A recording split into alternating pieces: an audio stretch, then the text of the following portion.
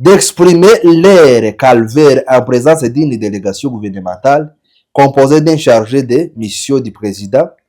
des représentants des FRDC, FDNB et des Wazalendo, qui ont détruit Bibokoboko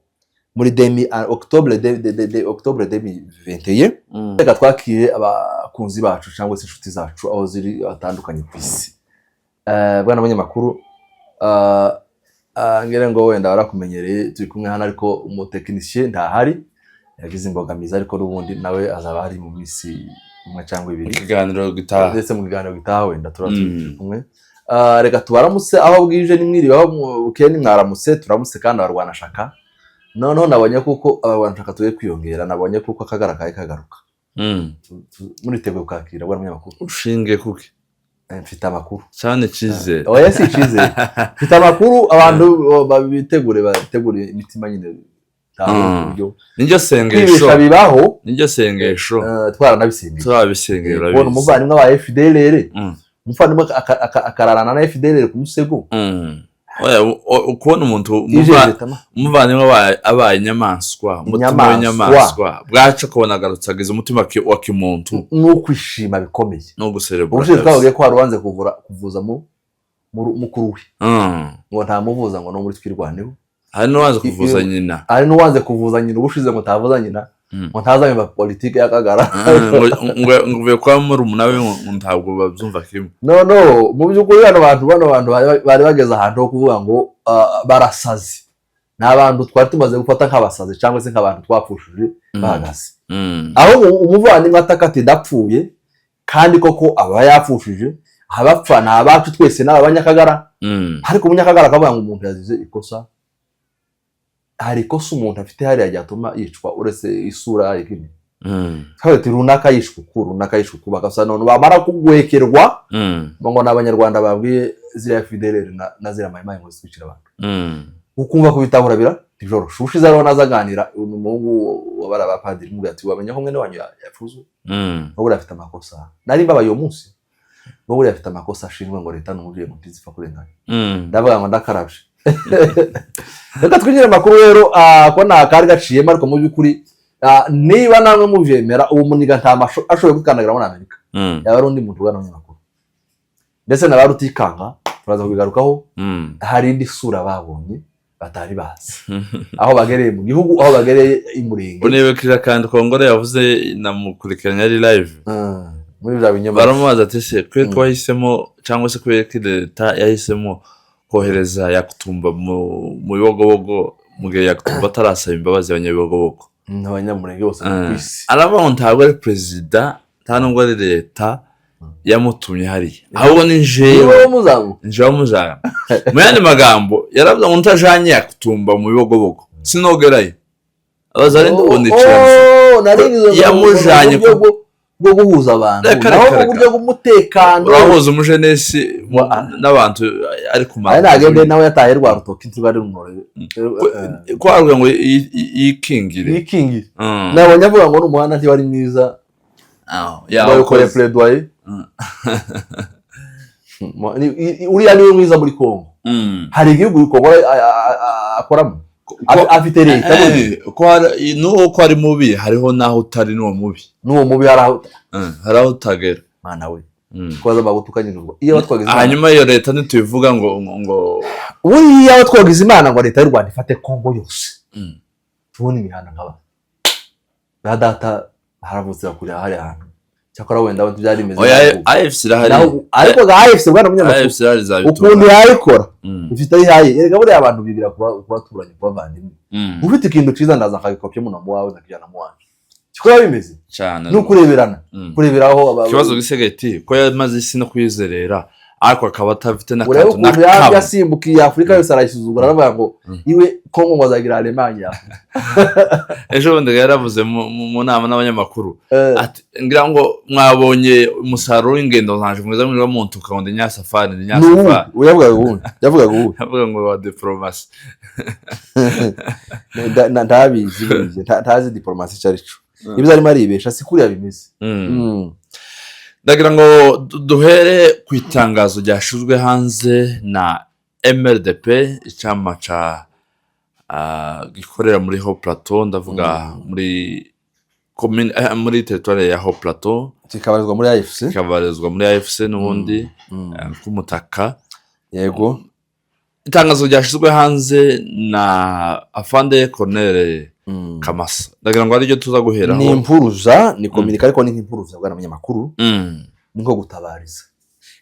Itangazo riri mu Gifaransa rigira ngo MRDP twirwaneho condamne fermement les tentatives répétées du régime de Kinshasa et ses alliés visant à réduire au silence la population Banyamulenge de Bokoboko par intimidation, la coercition, la manipulation. Et c'est après avoir été incapable de museler les habitants de Bibokoboko qui ne voulaient pas passer une occasion en or, d'exprimer leur calvaire en présence d'une délégation gouvernementale composée d'un chargé de mission du président, des représentants des FARDC, FDNB et des Wazalendo qui ont détruit Bibokoboko en octobre 2021. Des informations dignes de foi à notre possession indiquent que les leaders communautaires et autres personnes influentes dans cette localité se voient forcer la main par les autorités militaires pour signer les déclarations préparées à l'avance et destinées à présenter une image tronquée d'une prétendue coexistence harmonieuse avec les forces burundaises et congolaises. En réalité, les maintiennent sous un régime de terreur et de siège. Il est également prévu que ce message signé sous la contrainte est destiné à tromper l'opinion publique. Seront suivis de manifestations également prévues dans les mêmes buts et auxquelles la participation soit obligatoire. De telles pratiques constituent une grave violation des principes fondamentaux des droits humains, notamment la liberté d'expression, de la dignité humaine et des droits des civils à vivre à l'abri de toute coercition et persécution.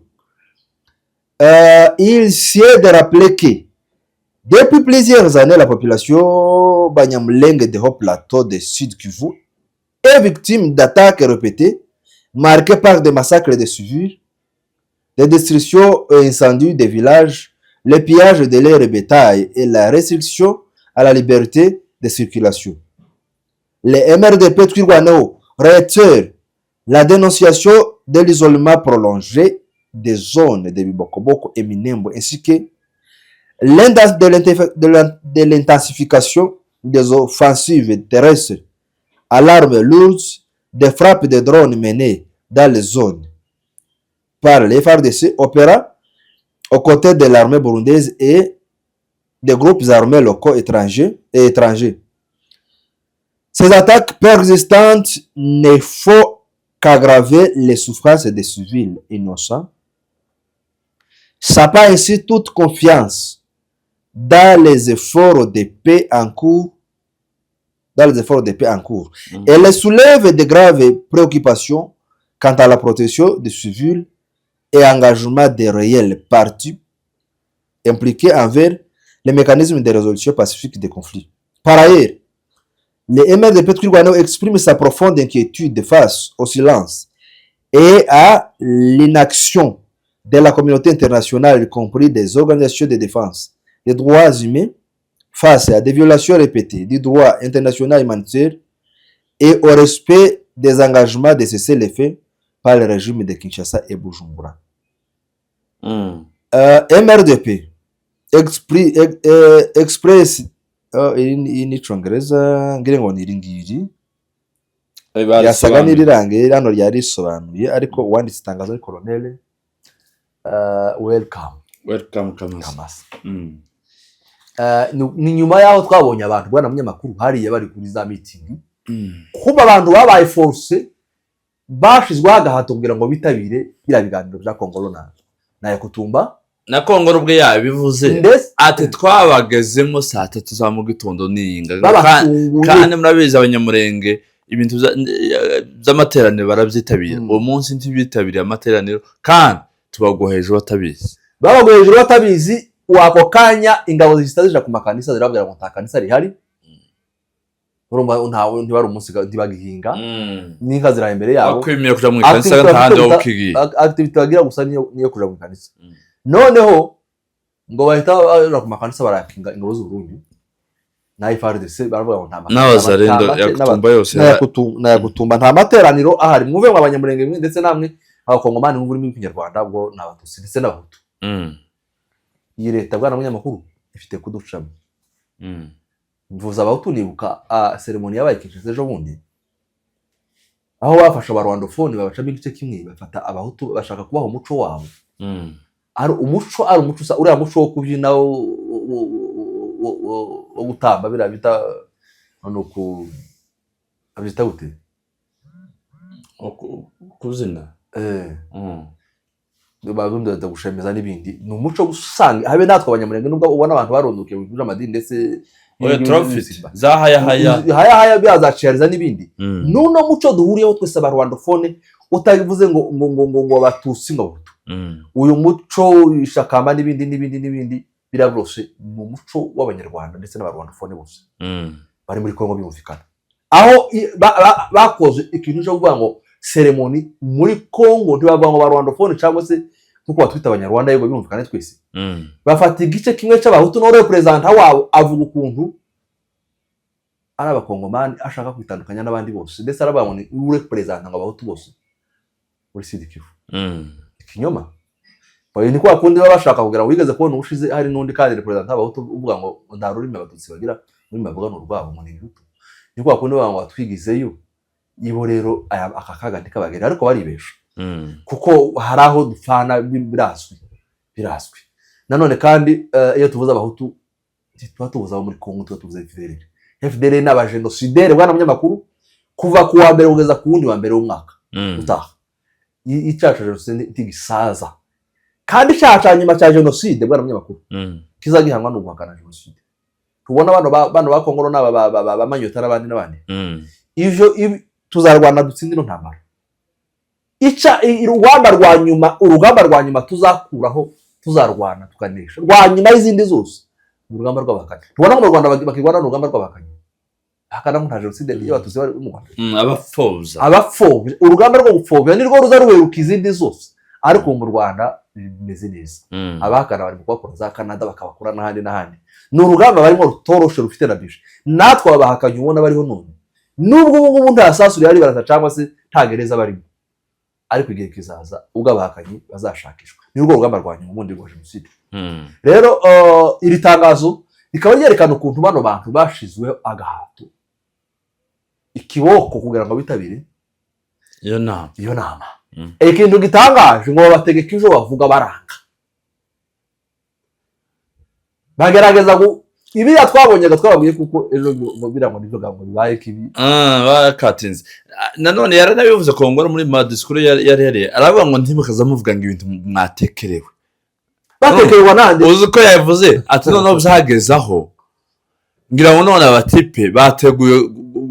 gusambura inama cyangwa guteza akavuye mu nama Kongoro we nagahinda Kongoro inama ntibi abantu ntibiki bari kuvuga ariko Kongoro uwo muzirika ku musozi umwe rukunda agira akaguru bigakunda Kongoro yarayirondo imyaka 5 gashira ariko zirondo ntawe ati n'ubutoye tuvuga nawe Kongoro twaraye hanze borara hanze ufite amahoro yanatanze raporo ngo ni amahoro amakuru ko twarimo tuyakurikirana n'iri tangazo ufite amakuru ko Kongoro na rutikanga babategura nyuma yuko abanyabiyogo ibyo bibwiraga basanze atari byo basanze ari twirwane umunyamurenge wese w'umutima ari twirwane uriya mwana bisobanuye neza aravuga ngo iyo uri hariya ruguru apfuye ndahungabana kuko sindandukanye nawe ikigeretse kituvaha kitugeraha ngo bashaka kuvuga ngo umugore umwe hari abapfurero benshi ariko umugore umwe w'umupfurero bana mwe ngo nutazumanuka wagere ibaraka mu gihe abandi bapfurero bose uwo nuko yabanye n'abanyamurenge aturanye n'abanyamurenge aza kwagwa na famiye zabo muri Baraka ziravuga ati uyu ni umunyamurenge agomba kuricwa. Abo bantu bari no mu minembwe bwana baze gungana n'abafurero n'ababembe abo ngabo boge mu bene abo bica nari ndavuga histoire natwe y'uwasigaye gutyo mbere yuko baramuteye mu kiraro bamenye yuko adafite gahunda yawe yo kwica abanyamurenge yo gukora abanyamurenge jenoside baramutera mu kiraro aho yaraye ni iwacu noneho bamuteye Imana ze bageze haruguru y'ikiraro imvura yari yaguye umwaranyerera urabona ko imbunda iyo umuntu aguye afite imbunda asakuza wisakuze ararumva arasimbuka yihisha mu icukiro icukiro aribona baraza barinjira barashaka ikiraro barakizenguruka bafite imbunda ati turamubona wose tumurase barazerera batunga amatoroshi noneho ngo bari batangiye gutunga amatoroshi urabona hari abantu bamenyera ibiraro icukiro amase n'itongo sinzi ukuntu twabitaga bya byatsi ndagarago n'ibindi icukiro ahari kugahira n'icukiro nawe yahita yamakoringa araryama aramanuka agendesha inda wa ikepfo aramanuka n'inkanuka banda ati byoroshe ubwo atangiye kumushaka hano aranisha nibwo yaherutse ikiraro ikaze barazinyaga arazamuka n'ubwo arashaka n'ibindi rero n'uyu mugore niyo kesi no kuba amanutse hariya bene wabo baramutanga tuyundi tubana bana n'abanyarwanda yaranabivuze ati n'inzu yanje barayitwitse ndi hano naje abanyamurenge nibo babaye nibo bakagara kinyoma rutikanga duye abashinyaguzi bwana munyamakuru abantu n'abashinyaguzi nta Kongoro nta Gisegeti kuko yarimo yivuguruza ibyo yagiye avuga byose bamumaje tese ko bavuze ngo wagize uruhare 80% mu gukoresha drone wica abanyamurenge kandi yarimo bazana akagara kene wabo ariko wabonye cyagitege yasekeye imbere ya Fidele nawe mbere ko ya turasi yabavanye kwizero kandi garavuga ati n'ubundi akomeje ndacyanga kugura izindi za drone zigene kuza araje kuvuga ko muri koko kuza nukugura nuwaga baravyibabi kuzisha nukugurisha uzabikura igiswahili sa nifu tuzagashira kuza kugura niko kuza ni kununuwa kuza no kugurisha ubundi nuko rero bimeze bwana munyamakuru noneho nyuma yuko basanze nta muntu n'umwe rutoki bagerageje guca gutu video twabari abashefu kugira ngo barebe ko hari aka video ko barengera biranga ibaze ko Rutikanga azamukanye kamera ariko byaramucanze akora video y'iminota 6 habe nayo asanga yaribeshe yananiwe abakuru dufite nuko yananiwe kubikuraho ko abantu bamaze kubakuraho biramucanga ariko yarafite gahunda yo kubisiba ibiganiro ya iminota 6 Rutikanga afite kamera amaze umunsi wose na ibaze amagambo yahabwiriwe muri ukuri ekadushimira abantu babigo ngo n'intwari kandi ntibazopfa ngo bashire nubwo bagoswe ndetse n'abanyamirenge ngo kwitangaza bivuze imyaka ibaye 5 abantu bari mu kato nakunze kubwira abantu ati nako Kongoro hari ibintu avuga arakibeshira kugira ngo akonvenke abanyamoko baba bari hava amahoro kugira ngo hava amahoro yaravuze ngo unavuganye n'umuyobozi wa MRDP umunyamakuru yamubajije ati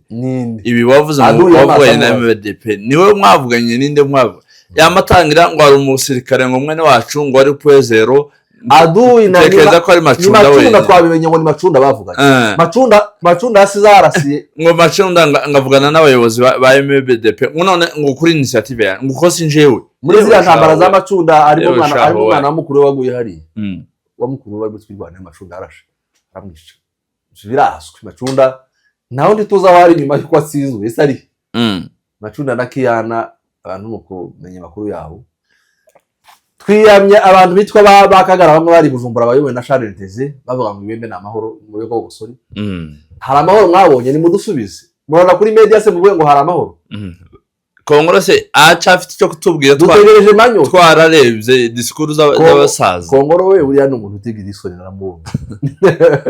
ikintu cyo cyufura ndaje Kongoro ngo ko murabona ngo kura drone he umuze giciro cha drone iraza amaze kubivuga ejo uravuga ngo 80% ni wewe none kandi ngo yamavuga ngo bitekerezo rero hari umuntu twaganira bambwiye ngo Kongoro ntazasiba wakunda ipaka kandi wazasakuriza iyo muhamuje ipaka wazazamurijwe ukagira ubwoba ugaceceka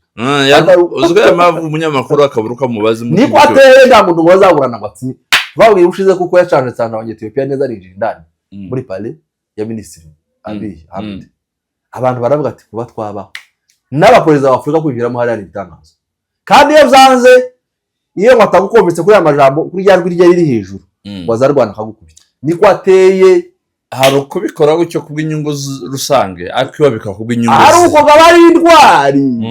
None ushize amafaranga gisegite yamuhaye $20 irenga, yagombaga guha impunzi yara muri Ethiopia, bavuze ko atatanze $100 yashiza.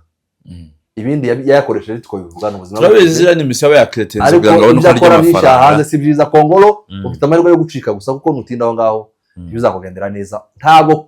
Imana izendera ko Kongo itegeka iteka ryose tibishoboka. Nuko rero bimeze ibitangazo rya magana bwana munyamakuru, igitero n'umurike mu gitegurwa nyuma yuko basanze abanyabiyogo bwabagaze bwumva mukuri bagaragaza kubandikisha declaration par force. Nyuma yuko bavuye hariya mu biganiro baragiye barandika baravuga ngo nibaze basinye abagabo baranga abashifu, nibwo babahamagaye ati muze muje hariya hepfo, bagira ngo wenda barabantimidi baraka ngo bashike nabwo baranga. Amakuru utaramenya niba baragarutse niba bakibaho n'Imana, ariko mu by'ukuri umuntu agiye kuri media niba namwica nakwe Kongolo. Uzi ko Kongolo ibyo akora byose byo gutukurwana n'ibindi madame wari Rwanda aje n'abana madame wa Kongolo ntamakuruzi hari n'umuntu twavuganye ejo wari uri kumwe nawe bari bicaranye i Rwanda, ariko ngo kubera kuko arimo kuvuga ibintu bitari byiza nawe ga rero bazaba ngo ni FPR. Amakuru dufite nuko umugore ashaka ku erega bari amafaranga nubwo yaba menshi atebwa na munyamakuru, nubwo watunga ibitagenda ariko birimo amaraso, hari gihe n'abana bawe n'umudamu wawe byabyishimira. Amakuru dufite nuko azavuga ngo ni FPR yamutwaye umugore, ariko nyuma ya madisikuru n'ibi bintu byose avugwaho kandi ni ibintu by'ukuri bigaragara. Amakuru dufite nuko ubu ngubu umugore arimo kuba yamwikuraho ndetse ni mu buryo bwa divorce birumvikana. Ibyo ni urusha abana nawe uzabimenya, ariko nyine gakunze karanze yavuze ko FPR yamwasaba abagore 3 Kongolo nawe tuzumva icyo azavuga nyuma, ariko ntibiracashoboka abantu ko bogaruka ntari rarenga bwana munyamakuru rwose. Rero nuko bimeze. Kongolo rero garuka mu muryango wawe abanyamurenge, ugaruke mu gihugu cyawe cya Kongo, ugarutse nko mu Rwanda ashaka pana nk'umusambuzi kumwicaye. Kandi niba byanzuje wangi Rwanda afite indangamuntu wabose mu Rwanda Kayoza n'ababyeyi niho bari Kayoza niho ababyeyi bawe bari n'abavandimwe bawe, ugenda utahe uje wangi mu Rwanda udusubire Kongo amahoro, kandi niba ngo bazagusanga Kinshasa. Rero nuko bimeze bwana munyamakuru, nuko amagana icyo gitero kaya kizamuka nyuma yuko basanze abanyabiyogo bwana munyamakuru. Umuntu neza akunyaga imvyeyi basanze banywa amazi, umwuma warakwishe wari ufite nk'amagana 2 akwishiye abana, akwishiye abungeri ngo soma ngo dukunde ngo nico utegetswe baya n'abantu erega nta gupfa kuruta kumara imyaka 5 ku musozi umwe bwana munyamakuru cyane. Yaravuze ngo abantu bari makala baraturuta. Nanone hari inkuru dukesha ikinyamakuru Igihe cyanditse nawe n'ibindi binyamakuru bitandukanye bizagiye bivuga ko umutwe wa AFC M23 urwanya ubutegetsi bwa Repubulika Demokarasi ya Kongo wandikiye umunyamabanga wa Leta Zunze Ubumwe za Amerika ushinzwe ububanyi n'amahanga Marco Rubio, ugaragaza ko utishimiye uburyo icyo gihugu kiri kwitwara mu buhuza, kuko bigaragara ko kiri kubogamira ku ruhande rumwe. Iyi nkuru bwana munyamakuru ni nyuma yaho AFC bivuga ko iri kuva cyangwa se iri gukora retre, iri kuva muri ya bice bya Plain igana aho yahoze muri Katogota. Umuntu yabihuza gute n'iyi nkuru Igihe cyanditse? Umuntu nabihuza ngo Leta ya Kongo, Leta ya Amerika ibogamye kuri Leta ya Kongo. Uti gute bava muri Uvira baravuze ngo isigare bingabo netre urumva byagombaga kuba ari MONUSCO, ariko ubu ngubu bimeze gute? Tazasigaye. None amakuru dufite nuko kera deja muri Plain harya batanze ku neza, ubu kera bazalendo na FDL na zapiga 5 zuzuye nuko ubu ngubu barimo kujagata mu gihe wazasange. Nyuma yuko bari umujyi wari umaze iminsi usa neza uri misuku urimo amahoro, none ubwana munyamakuru ntabwo joroshe. Kera barimo kubiya byabo ngo bahafashe bashaka communication, bafunze umuhanda wa route nationale 5 bayifunze mutija hehe mu bice biyobowe ngo n'abarebere. Ntabusaba mugihe abantu bari za pesa zasange hari hose ugaruka neza ukazabwegera za Rubirizi n'ahandi abantu barafite umutekano na circulation yose bashaka bahinga bataha ariko ubu ngubu ntibazongera guhinga nibahinga ntibazotaha aho inka babonye kuko nta nka irisigaye hariya kaza abanyamurenge zose zaho kandi niyo kwa dusigaye icyororo yarakabisiga intembwe zarashize niyo ngo zarashize muri kuri iyi Amerika irabogamye reka babandikire nibi nabangongo ega nabo simana bwana munyamakuru muri Amerika irasa naho yavuze mu mututsi ari mu karere iyi leta ya Republika sinzi ukuntu ikora ariko ntiyagaciro ikirenga muntu inkuru yavuga ko mu rwandiko cyangwa se ibarwa nanga yavuze ko leta ya Kongo yananiwe kubahiriza ibyo yemeye ndavuga amasezerano bemeye imontre mu Suisse mu kwezi kwa kane umwaka wa 2026 abo tinyamara abahuza mpuzamahanga bakomeje kurebera ntibagire ico bavuga kandi babireba barahari ariko bagashira igitutu kuri AFC ngwive aho yafashe kandi bakorera ku ruhande leta ya Kinshasa yo nta gitutu bayishiraho nta naho iva nta n'icikora reka tubwire Amerika leta ya Amerika ngo we want peace in Congo want freedom abatutsi dukeneye kubaho twavuze kuko ni binashoboka n'abana n'abagore bwana munyamakuru tugomba gufata imbunda ntabundi bityo amahanga arahanda abantu bararambiye bakagura gutaha tugomba gufata imbunda bapfa n'ubundi kandi aho utazapfa hanyuma abasigaye bakabona amahoro kandi tuzayabona cyane muvuze ko Kinshasa yashinjwa cyangwa ishinjwa harimo kutubahiriza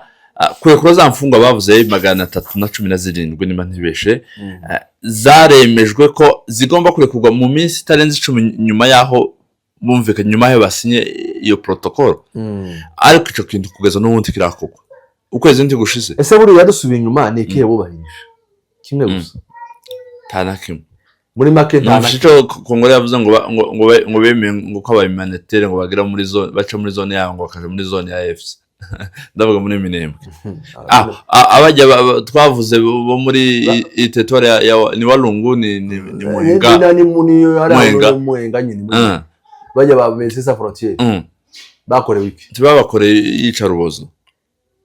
abe nabari bakubaruje nuko barabana babembi bari batwazira modoka niyo mpabo bareze urambwa ngo yaza kuba abana arabashi cyangwa se we nashaka umunyamurenge yoza mukamuri modoka ngo atwaye modoka y'abahumanitaire akagera hari n'abanyamurenge bangaye bakoraga muri ya miryango muri service humanitaire bishwe muri Rwanda ashaka kwatwibutsa se wanyuma usura mu ngo bitira watwaraga imodoka ya Minezeri bishe bundi abandi si bamere si bazamukaga baje gutabara abantu ba docteur bakabicira hari buvuye hari anuza muri Songo bagitanga gufata umusozi bazera ari ntabari hari twavuga ngo genocide ko muraka yakana arayihakana n'abavuze babayikorerwa bayemeye turangiza ikiganiro kunuva kuko nguko rero AFC yagigaragaza impungenge zayo cyane cyane nibijemo uvuga ko nimba dukora ibikwera impamvu z'uko twemezanyije abahuza akadutegeka tugire twe tukabikora bakadushira pression tubikore tukanabikora tukanabyemera tukabikora ariko adversaire cyangwa se duhanganye iwe akaba ntacu yakora ibyo bintu murumva hatarimo kubagama AFC uko umuntu yabo ngo AFC Amerika irabogamye iri kwicuza Amerika irabogamye iri ku ruhande rw'abica abatutsi ni yamagane rwose ubwo buhuza bwa Amerika muri Amerika singira ngo nico genda gigwana freedom bibuza by'abaraho n'ibindi bizaza no kurangira tubonye kuko n'abarabara barengana kuko cyane reka tubashimire mwe twabanye muri amakuru yacu uyu munsi w'itariki 11 z'ukwezi kwa gatanu mwaka wa 2026